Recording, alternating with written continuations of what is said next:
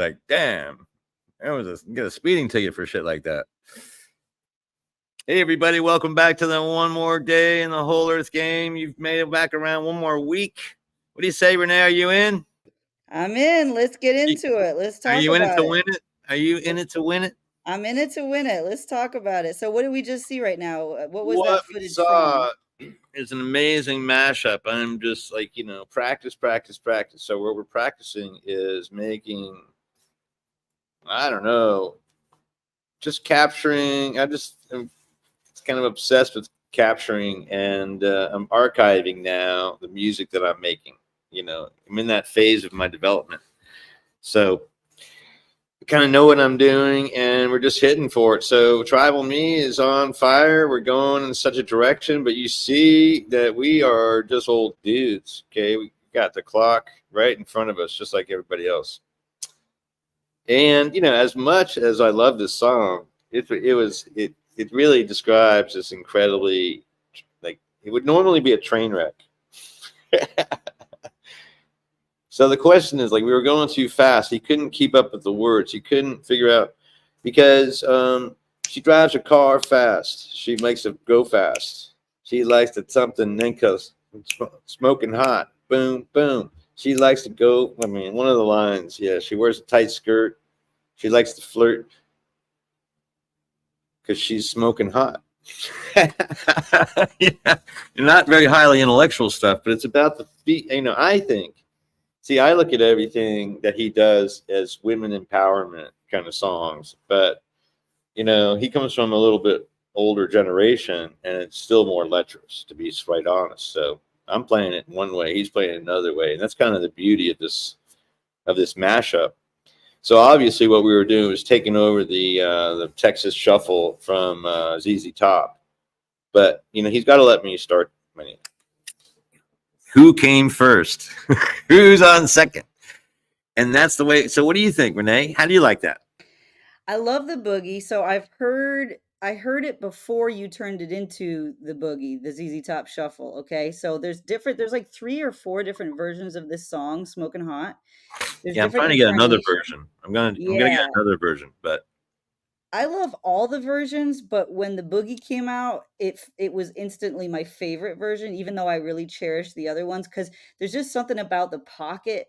So that's from the rhythm section. Well, when we get that right, when we finally settle down, because my good friend Trent, as good as he is gets lost in the sauce. I have this ability, and it's what happened today is that for music, for me, when I hear a song once, I can remember that song. It just imprints, like it's like an imprinted in my head. So I know kind of like if I heard it. So anyway, I have this ability to do that, and then I can make it sound like the radio somehow on my drums to me, which is all that matters. It sounds like the radio in my head on the drums to me. And I've been playing that way since I got the drums when I was a little kid. That's what I heard the drums do. I went through that long, arduous process of being taught some rudiments and trying to follow the dots and such and so forth, the dots on the lines. But when it comes right down to it, it's a feeling. Drumming is a feeling. So it's part of the rhythm. It's catching on. It's connecting to the law of rhythm. Mm-hmm. And then you're dealing with vibration of the strings and the music, so you're into the law of vibration and rhythm at the same time. But I mean, this is the thing. So we were, exactly where we want to be. I think we were exactly as as untrained and amateurish as we wanted to be. I was just amazed. This is exactly. The dream is coming true that I would walk, into the day where I'd go on stage. But then I started looking at it. So this is what happened is we met with the violin player. He came in and played a couple. He played on Surfer. He played in the one, and then we missed 2 with the good recording because of recording. I was nervous and I didn't prepare properly, and I was nervous. And everything seemed to be last minute and so forth. Luckily, I actually had to pay Nathan to come with us. to hold the camera, and he did it, and he just created this whole thing that allowed me to now use that sound that you can enjoy it. So we're going to be releasing these. Yeah, you can take down that particular reclaimed threads thing. I'm not quite sure if we're even talking. My daughter and I, family feuds are fun. Okay, they're part of a thing, and I'm getting ready to take my son to the Burning Man festival because it just seems like the right thing to do. And he's real excited about it, and I'm real excited about it. We haven't really talked in years. So it's going to be an experiment that we're going to be venturing on. But here's the thing, I said to him, I think I sent you the email too.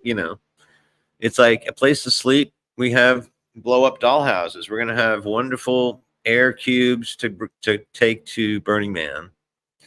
And then what we're going to have is a little bit of an air conditioner unit. I'm going to sneak in some air conditioning into these things, and we're going to use those solar power or the car or whatever. We'll figure out a way. See, this is the thing.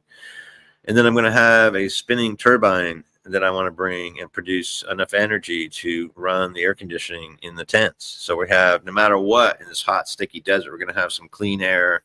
We're going to have a place to go. We'll just come close, create a little thing. We have to use all of the elements of the WholEarth game. So we get a place to sleep. We got water. We got to bring enough water for a week for 2 people, and extra, of course, because you want to do stuff with it. And food for the week for the 2 people plus extra because you want to do stuff with it. And you want to barter that thing. Now we have another, like, we're going in a whole new element of a real live game. This is WholEarth game comes for real. I hope you stay tuned with us. I want to see if you got some, if your likes and comments or follow us along. You're all welcome to keep coming. So we're going to Burning Man, and my son says, "Hey, Dad, step aside. I got this covered. I'll handle the Burning Man stuff." And I'm like, "Please, you go right ahead," because it's a barter trade thing. So I'm like, now. So if anybody's familiar with James Clavell in his writing, he started with a book called King Rat. King Rat was his experience in World War II on an island, dealing with in a Japanese prison camp. There's nothing more strenuous on a person than a Japanese prison camp. But the same things are going to be there. So there's no money exchange, things like this. Now, very interesting, because what I say is I have high friends in low places, just where I need them. And so a few people, I know that there's there's going to be a lance, some type of lance. That's King Rat by James Clavell. The next one, of course, would be Shogun. And the next one would be Taipei, and then Noble House. Or I'm not quite sure. I think Noble House, then Taipei, and then he goes into the Middle Eastern situation. But not, I lose interest. I love this Asian. The Asian conundrum is just fascinating to me. I have more news too. Breaking news. A great lecture came in on the comings and goings, the real history of the Aztec folks, the Aztlan folks who stayed in that region, and how they interacted with their neighbors, and how they were able to. You would never believe this. Now, my story was a different story. Now, so we look at the Aztec experiment as a potential for how we steer the planet to an island of plenty. And now here's the headline: Aztec technology, well-ordered society, sustained the largest human habitation anywhere on planet Earth at the time. 35 million people inhabited the area around Teotihuacan. Now, that's not Teotihuacan. This is the old. To the Aztecs, this temple was from the ancient times. Montezuma would go here and he would pray to the gods, knowing that they were way older than he could ever even imagine. So this is not, those are Olmec. Those pyramids come from the Toltec time. So there's the Olmec time. There's the Toltec time. There's this Mayan time, which is really still we're in Mayan time now, which is why I put this in the Atlantean. One Whole Earth is an earned title. And understanding that 13.0111411, look at that number. Okay, last month it was like 13.011. 1311, and we had that day of portals. These are days of portals. Now, if you understand the Mayan calendar, it's a round circle. And so these are the tick, tick, tick of the round circle to show us what's going on in galactic time, because they understood that we're not a 365-day circle. We're a 360-day circle. Like any other circle. We're not special. But the 5 days are, there's wobble room, so it's not perfect. And that is getting into Euclidean geometry. Now, this is the Aztec version of it, but it's not really the best way to look at it. There's another better way. This is, again, so it's like the way we understand. What do we understand, like, thoroughly? That you have to get up every single day and take a leak, like going to the bathroom. Do you know what I mean? There's not a day that goes by that you can't pass. You can't, it's going to happen. Does everybody have that situation? Okay. So this is the kind of thing that people just assumed by the time the Aztecs were in power. The Mayan calendar was already just it's an assumption. Nobody was even talking about it. Like, why would you talk about the day of the week? Do we talk about the origin of the Gregorian calendar ever that much? Only when you come to this game, because I'm obsessive compulsive about such things. But it's important to know where you are in the game. Like, it just puts another dimension. Like, we're talking about the dimension of time. Time is the fourth dimension. Time has there's no substance associated with time.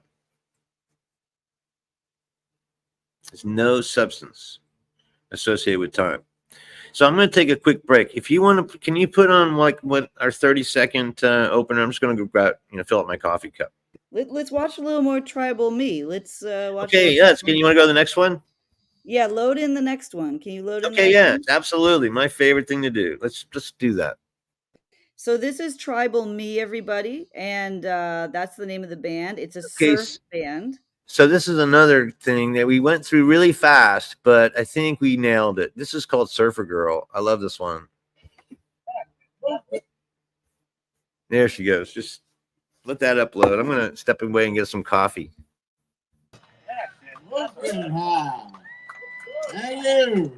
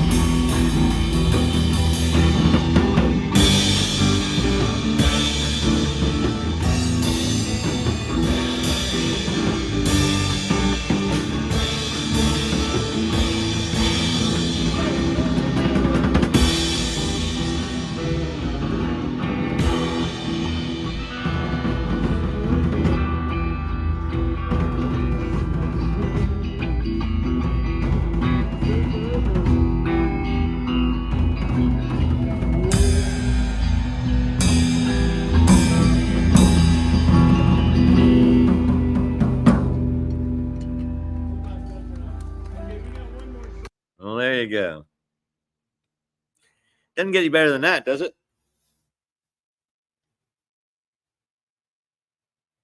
Are you there, Renee? Come on. Yeah, absolutely. Yeah, I love that one. So that one's Surfer Girl. And of course, a thing about Tribal Me, I just want to say is almost all of the songs are original. You know, there's a couple covers, but basically these are original songs. That's an original song, right?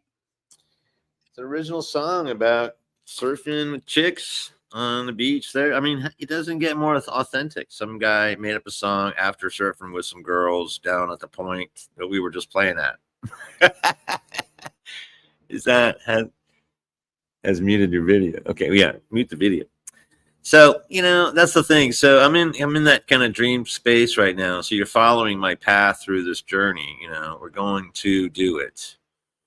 I told my wife, she's like, might be something fishy going on here. I'm like, yeah, really are in the spiritual realm of things.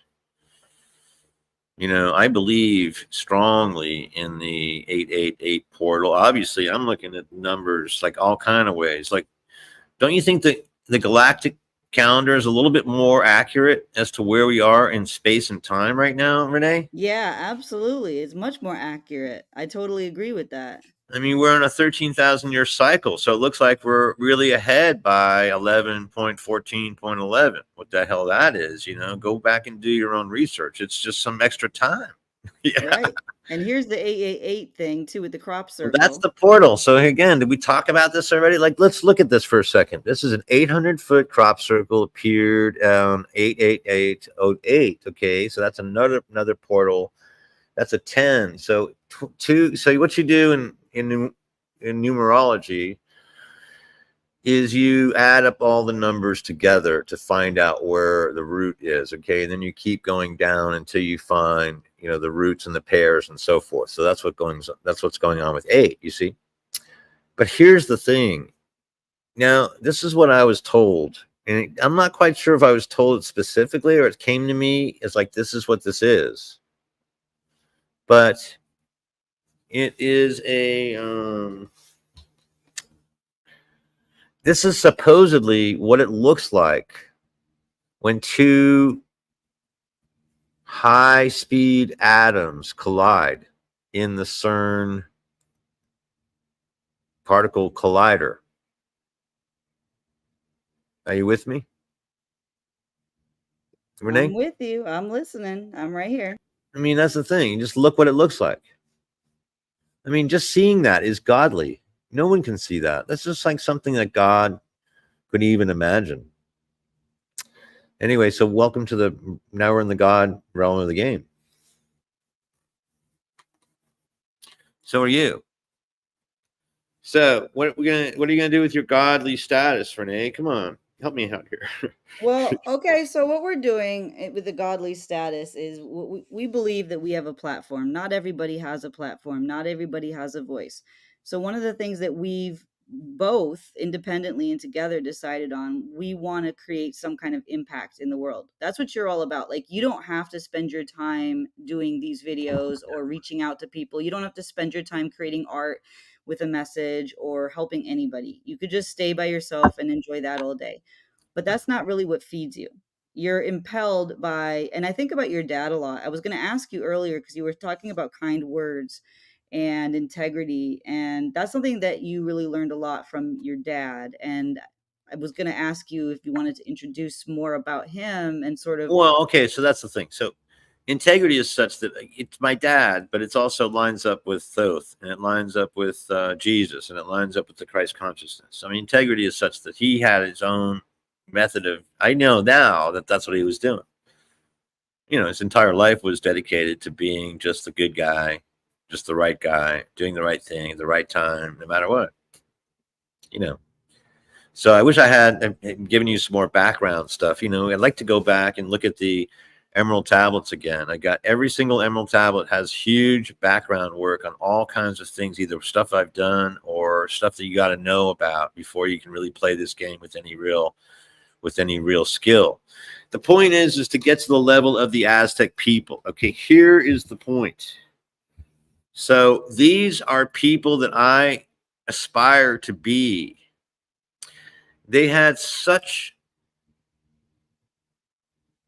let's say, I mean, I'm not quite see. Okay, it's very difficult to see the downside of a lot of these things because it was really kind of cut and dry down in the marketplace because they didn't have the resources. Now the lake of Tehuantepec is brackish and has very little fish in there, and it was all fished out very quickly.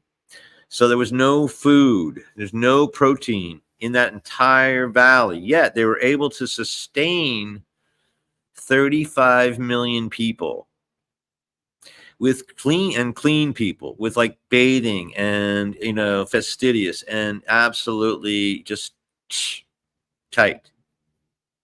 The organization is unmatched. Okay, when Cortez saw what he saw, he was blown away. Now, what happened is that the Teotihuacan was the marketplace that they could come to. So, as many people, like our Hebrew brothers and sisters, the wandering folks, this is the same story of the Mexica or the Mexica. The Mexica is a people who are wandering and they settle into a region that they are not native of. The origin of the Aztec folks is basically barbarians, okay? But they are not barbarians. They come from a specific bloodline that came probably from the Acapulco area. But also, now it was told to me as if these were the hated people, like the not really that. I mean, they're coming in late to the game. They're really not that welcome into the game. So they were thrown into the lake. And then the story of the eagle and the serpent was developed to give them more of a stronger history than the actual thing. That's one of the myth, the truth versus the myth. But however it worked, they were able to take this island in a brackish lake and turn it into a empire that was spanning and was able to sustain 35 million people when Cortez arrived. So, they were onto something. And the way they did it was very interesting and super political and super, kind of interesting. The whole diplomacy of the Aztec people is way more important than I ever thought it was. Now, I knew it was big, but I didn't know how much it was until I heard this talk. Now, the talk comes from, see if I can find it in my history. I would really like to share it with you all, because this is the kind of thing I want to do is I want to bring to you the best material I can bring when I see it. Okay, my history there. So I was just like last night watching this thing, totally excited about what I was learning.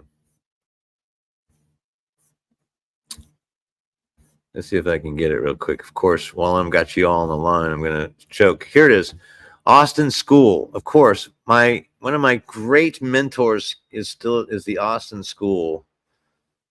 And this is a lecture, Aztec Part 1, and Roy Casagrande.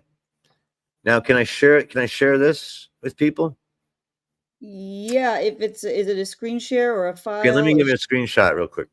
Okay, yeah, it should be under present, the same way you've been sharing the other stuff. Okay, let me just throw this out there and just put it on I'm just going to put it on your message board. Thanks everybody for being patient with us. Or I can just put it. No, I don't know enough to get things around. I can get tangled up, but I cannot get untangled sometimes. So here we go. Okay, screenshot. Come on. There we go. Okay, so just so you have the information you need, or maybe I got it in the chat. Can I put it in the chat?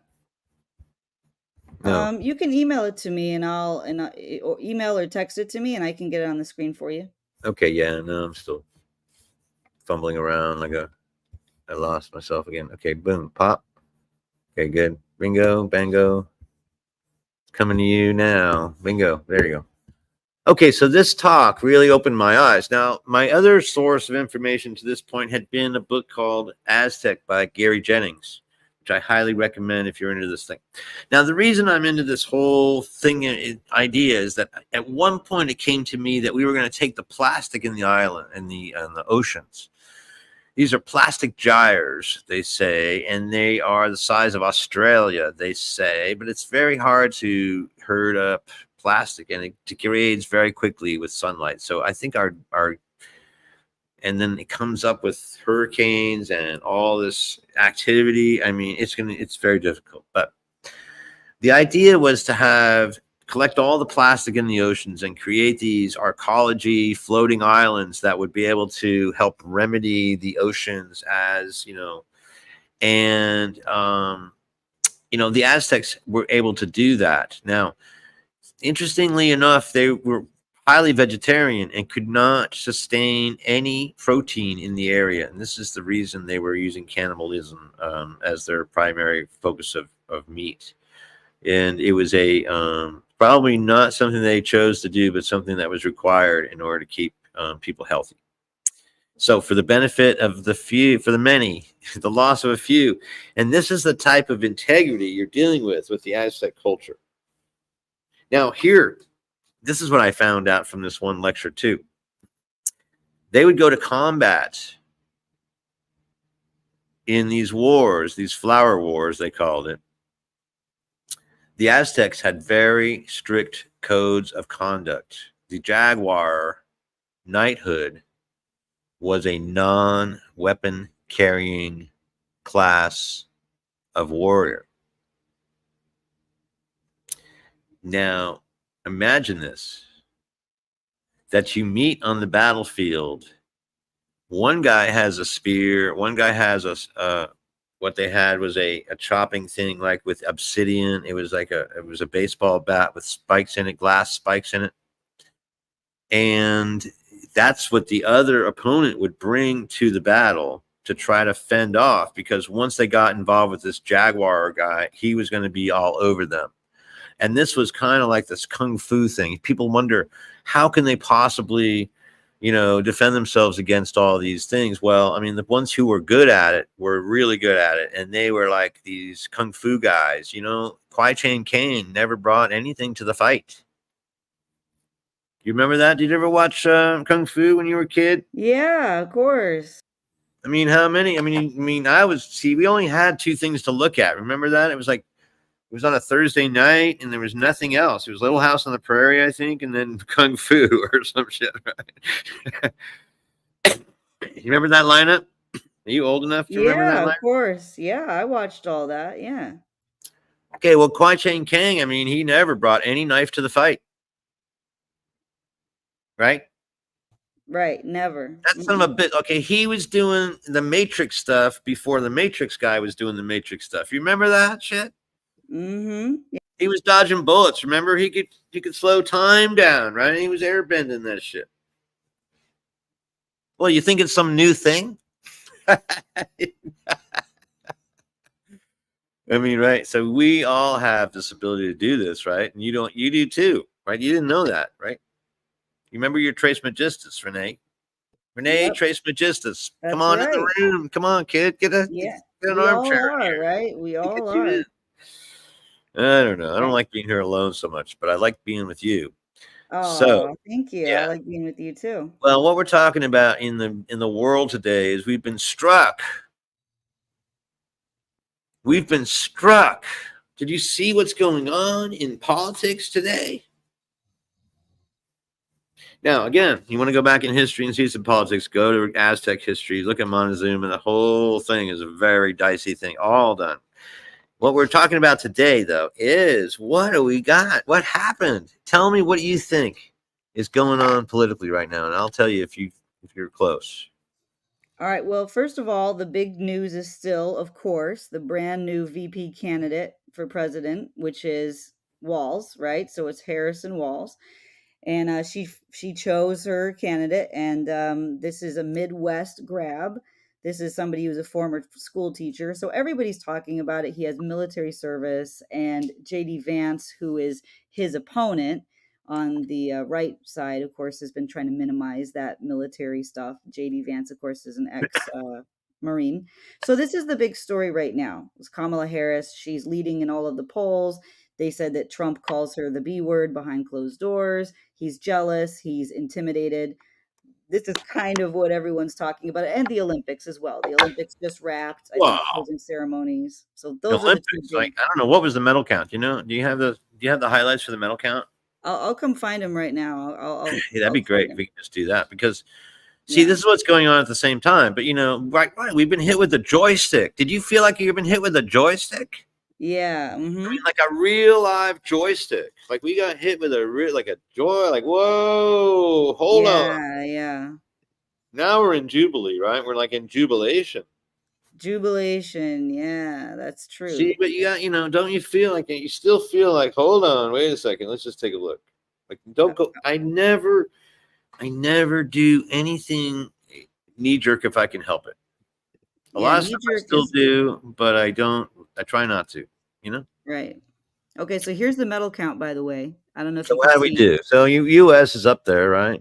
Yeah, US is number one, 40 gold. China is number two with 40 gold. And No, we're not. We're J- tied with China. There you go. yep, and That Japan says is it right number there. three with There you 20 go. gold. Bam, So it's a bam, big bam, bam. differential there.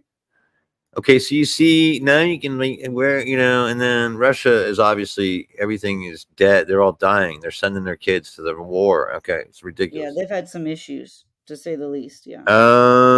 So you see now, well, okay, so here's the way, right? Like if you just look at this empirically, again, we're looking at numbers. Go ahead, leave that up. Okay, you want this one? All right. Yeah, and bring it bigger if you can. Yeah. Zoom in on those numbers. Let's just talk. I mean, like let's just look. Okay, we're talking about the day. We're talking about the Lions Gate. Mhm. We're talking about the Lions Gate from Paris. I mean, do you think there is any chance that this is somehow coincidental? No. I'm telling you now, there's no such No, thing it's as not coincidence. coincidental. Okay, No. fuck no. So the Lions Gate opened up, and then now you see the race for who the people. China is in the way, and we're now. This makes perfect sense because China is a very feminist kind of oriented type of thing. It's way more Mother China than Father China. Do you see? I think. Yeah. I Yep. think so. I think so too. If Yeah. you know, I don't know that many, but I know a few people who are Chinese who they don't know. I mean, they're not. They live in the United States, but they're still Chinese. They're full blood. I mean, I'm not even. I don't even think they vote. I don't even know. People who do service industry things, right? A lot of Chinese for that. And there's definitely an underground black market kind of thing happening. Has been since that's why when you understand Taipei and you understand Noble House and you understand King Rat and you understand this, then it all makes sense. You see, it's part of the bigger picture. Right? Right? Mm-hmm. Okay, the DNA of the Chinese people goes way beyond communist. Am I right? Right. Much, yeah, of course, I mean, definitely. tell me what you think. I mean, we know, right? Thousands. Okay, literally. The Thousands of years. Chinese people follow this other calendar. Right. Mm-hmm.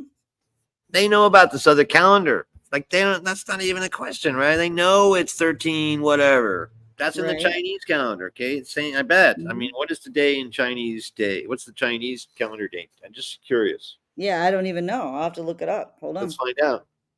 Let's find out. Keep talking It's while the I find news of the out. day. I mean, it's the news of the day. So basically, when we capture Mm-hmm. all these numbers and we just look at where we are now, we're just taking a picture of where we are, right? Mm-hmm. We're seeing it like it's definitely lining up, like somehow mechanically, right? So it's here's what they would say. They would say today is seventh month 9, 2024 year of the dragon. 2024 year of dragon. So their dragon sits on a 13,000 year cycle. Okay, so I'm telling you, because it's about the cycles. That's something about that. Okay. But today, look at those numbers. They're like a 13, which I love, of course. 13 is one of my strong signs that we're in some place. I don't know. 11 is always cool. 11 in the same page is always something to have. But the way of the Chinese people is going to be the way, which is the Tao, because the DNA of the Chinese people is the Tao Te Ching, which is the way. Okay.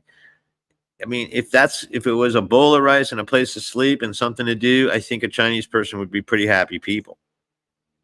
And according to the Tao, we would be all pretty happy people if we just had those things. 5 things is what we need. Basically, if we're playing the whole earth game and we're helping other people play the game, then we're in. That's the whole trick of the game. The Chinese people have been doing this. This is how they came here. To become part of the water, because water always breaks down the stone. You know that to be true, right? Yep, it's true. I mean, this is stuff. I mean, does anybody else have any comments out there? Because you are welcome to look. I'm gonna go someplace else. Let's go in front of this place. I like this background. So, the question is, how do you want to play the game? So here we go. So we're going to get into a car. We're going to take the house. We're going to take the water. We're going to take the food, and we're going to take the energy that we need to go and be really comfortable there. I don't think there's any reason not to be comfortable and be ready in case of, any eventuality. There's going to be some. I got to get going. In fact, it's getting late. So, but Yeah, but you did say at the beginning you wanted to talk about the necessity of kind words. And, in conjunction with the political environment and all the things that the world is going through, what is the necessity of a kind word? well, then, so the power of a few kind words is what it comes down to. So that's what happened today, and that's what's going on. A lot of times is people bring in this a lot of negative stuff. No, can't, won't do, not going to happen, stuff like that. So we have to turn that around into, yes, it's going to happen. It's already happened. This is what's happening. And then be, conscious of what's happening right around you and say, look, accept the goodness that comes your way. I mean, everything's coming your way just the way it's supposed to come your way. Now, what you want to do is get in this driver's seat and say, like, I designed this to be this particular way. So we're going in this way. So that makes me really excited that Chinese and Americans tied. Because in the Chinese culture, now if you understand, again, if you follow these James Clavell, Noble House, Taipei, then you understand it's about face. It's about saving face. We allowed China to save face. They allowed us to gain face by being equals. You see, there's more benefit to being equal than superior to one or the other. It's just, and there's a loser, there's a winner. Like, oh, when there's a winner, there's a loser. That's horrible. No Chinese person loves that. Except when you're wrestling or something, you got to win. But the point is to, you can't lose, really. You can only do your best. If your best, goes to the level of attaining winning, then you got something special, extra. But we're ready to wrap it up, because what we're having is a few kind words. What I want you to do is this week coming up, as we get to the next level, we're going to be building our stuff and getting ready for the Burning Man, and probably checking in with Renee throughout the week. So, because I want to share this with y'all. And then we're going to take it from there and see what happens next. We're going to seed what happens next. Now, you can't build a garden or anything in a week time, but we'll be ready for anything, and we're going to have a good time. So I'll see you next time. Now, a few kind words. The real money is in a few kind words. The power is in a few kind words. Yep. What they've done is they've tapped into a few kind words. What we need to make sure is they conclude in those few kind words: housing, water, food, energy, and stuff to do. And they're getting close. They're very close to that. So we're going to help push that together forward by staying focused there. Have a great day. I'll see you next time.